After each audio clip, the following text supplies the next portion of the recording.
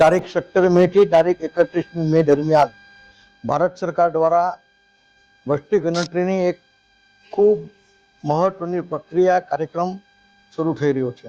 આ કાર્યક્રમ વસ્તી ગણતરીના અંતે જે કોઈ એનાલિસિસ થાય છે એના આધાર પર ભારત સરકાર વિવિધ યોજનાઓ બનાવતી હોય છે। શિક્ષણ, આવાસ, પરિવહન, આરોગ્ય અને અનેક પ્રકારની આર્થિક યોજનાઓ આ વસ્તી ગણતરીના આધાર પર એની જે એનાલિસિસ થાય છે એના આધાર પર બનતી હોય છે। અને વસ્તી ગણતરીમાં જે પણ કંઈક માહિતી આપવામાં આવે છે તે સંપૂર્ણપણે ગુપ્ત રાખવામાં આવે છે।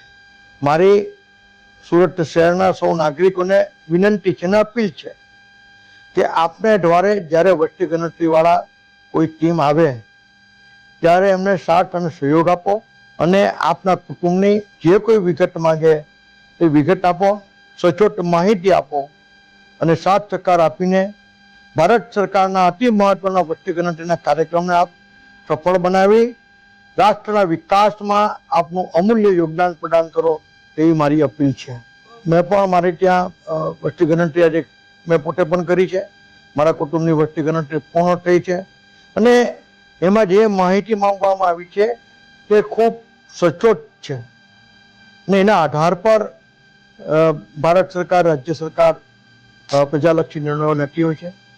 તો ફરી એક વખત મારી આપ સૌને અપીલ છે કે આપ લોકો આ કાર્યક્રમમાં સાથ સહયોગ કરો।